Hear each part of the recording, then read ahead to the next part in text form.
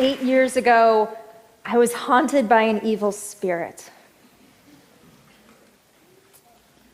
I was 25 at the time, and I was living in a tiny house behind someone else's house in Los Angeles. It was this guest house. It had kind of been dilapidated, not taken care of for a long time. And one night I was sitting there, and I got this really spooky feeling. Kind of the feeling like you're being watched, but no one was there except my 2 dogs, and they were just chewing their feet. And I looked around, no one was there, and I thought, okay, this is just my imagination. But the feeling just kept getting worse, and I started to feel this pressure in my chest, sort of like the feeling when you get bad news, but it started to sink lower and lower. It almost hurt. And over the course of that week, this feeling got worse and worse, and I started to become convinced that something was there in my little guest house haunting me. And I started to hear these sounds, this whoosh, kind of whisper, like something passing through me.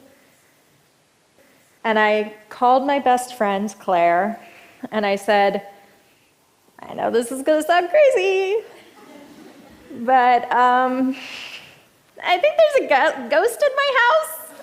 I need to get rid of it. And she said, she's very open-minded, and she said, I don't think you're crazy. I think you just need to do a cleansing ritual.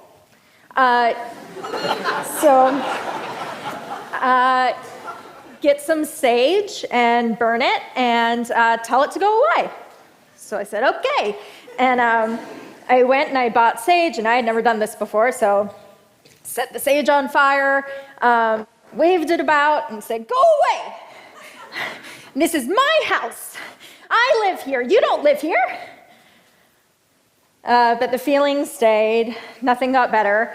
And then I started to think, okay, well, now this thing's probably just laughing at me because, it hasn't left, and I probably just look like this impotent, powerless thing that couldn't get it to go away. And so every day I'd come home, and you guys, this feeling got so bad that, I'm laughing at it now, but I would sit there in bed, and I would cry every night. And the feeling on my chest got worse and worse. It was physically painful. And I even went to a psychiatrist and tried to get her to prescribe me medicine, and she wouldn't, just because I don't have schizophrenia. Okay. And so finally I got on the internet and I Googled hauntings. And I came upon this forum of ghost hunters, but these were a special kind of ghost hunters. They were skeptics. And so they believed that every case of ghosts that they had investigated so far had been explained away by science. And I was like, okay, smart guys, this is what's happening to me, and if you have an explanation for me, I would love to hear it. And one of them said, okay, have you heard of carbon monoxide poisoning? And I said, yeah, like gas poisoning? So carbon monoxide poisoning is when you have a gas leaking into your home. And I looked it up, and the symptoms of carbon monoxide poisoning include a pressure on your chest, auditory hallucinations, whoosh, and an unexplained feeling of dread. So that night, I called the gas company. I said, I have an emergency. Need you to come out. Don't want to get into the story now, but I need you to come out. They came out. I said, I suspect a gas leak. They brought their carbon monoxide detector, and the man said, it's a really good thing that you called us tonight, because you could have been dead very soon. 37% of Americans believe in haunted houses. And I wonder how many of them have been in one. And how many of them have been in danger? So that haunting story has led me to my job. I'm an investigator, and I'm an investigator in two senses. I'm an investigative journalist, and I'm also an investigator of the claims of the paranormal and claims of the spiritual. And that means a few things. Sometimes that means that I'm pretending to need an exorcism so that I can get, yes, that's right, so that I can go to an exorcist and see if he's using gimmicks or psychological tricks to try to convince someone that they're possessed. Sometimes that means I'm going undercover in a fringe group, which I report on for a podcast that I co-host. And I've done over 70 investigations like this with my co-host, Ross. And I would love to tell you that 9 times out of 10, science wins, it saves the day, it's all explained. That's not true. The truth is, 10 times out of 10, science wins, it saves the day.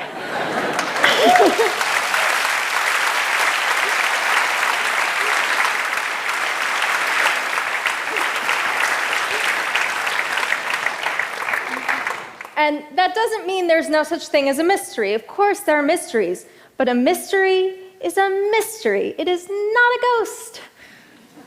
Now, I believe there are 2 kinds of truth, and it's taken me a while to get to this place, but I think this is right, so hear me out.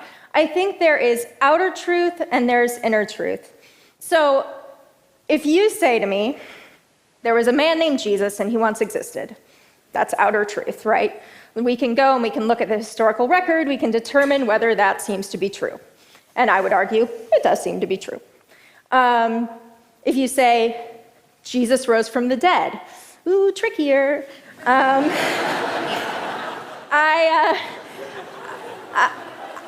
would say that's an outer truth claim, because he physically rose or he didn't. I'm not going to get into whether he rose or he didn't. But I would say that's an outer truth claim. It happened or it didn't happen. But if you say, I don't care whether he rose from the dead, it's symbolically important to me, and that metaphor is so meaningful, so purposeful to me, and I'm not going to try to persuade you of it.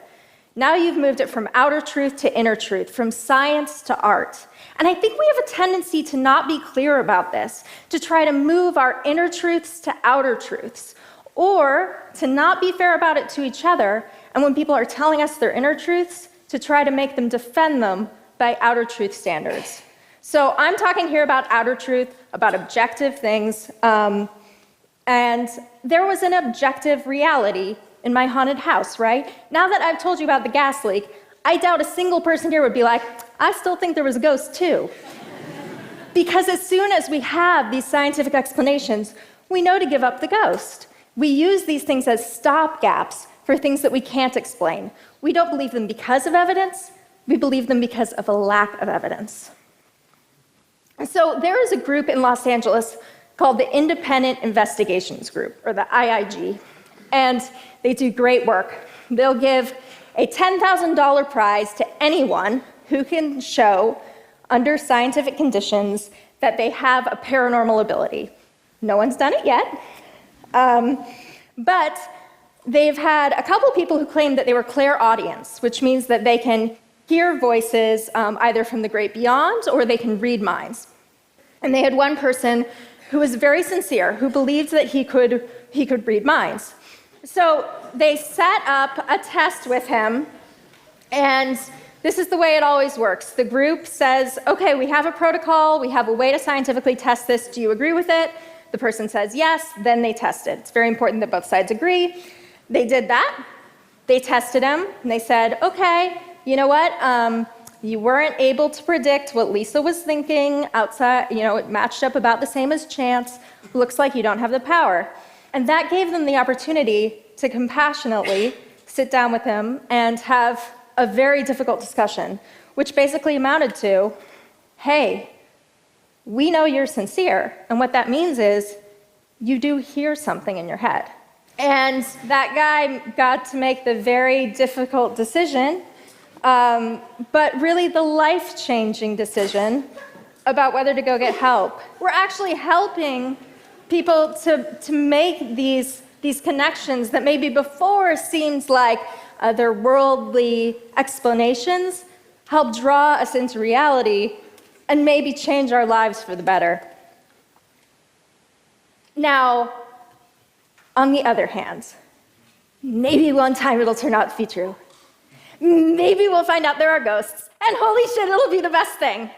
And every time I do one of these investigations, I still get so excited, and I'm like 75 into them, and still, I swear, on number 76, I'm gonna be like, this is the one! And I mean, maybe I'm just eternally optimistic, but I hope I never lose this hope. And I invite you to take this same attitude when people share their outer beliefs with you. When talking about testable claims, respect them enough to ask these good questions, challenge and see how you can examine them together. Because there's this idea that you can't respect a belief and still challenge it, but that's not true. When we jiggle the lock, when we test the claim, we're saying, okay, I respect you. I'm listening to what you're saying. I'm gonna test it out with you. Like, we've all had that experience where you're telling someone something and they're like, oh, it's really interesting, yeah. You know you're being had, but when someone says, really? Huh. It sounds a little sketchy to me, but okay, I'm listening. You at least know you're being engaged, you're being respected. And that's the kind of attitude we should have with these claims. That's showing someone that you care what they're saying. That's respect. Now, yes, most of these searches will come up empty, but that's how all of science works. Every cure for cancer so far has not panned out, but we don't stop looking and for two reasons. Because number one, the answer matters. Whether it's looking at the afterlife or the paranormal or the cure for cancer, it all amounts to the same question. How long will we be here? And two, because looking for the truth, being open-minded, and being willing to be wrong and to change your whole worldview, it is awe-inspiring. I still get excited at ghost stories every single time. I still consider that every group I join might be right, and I hope I never lose that hope. Let's all never lose that hope, because searching for what's out there helps us understand what's in here. And also, please have a carbon monoxide detector in your home. Thank you.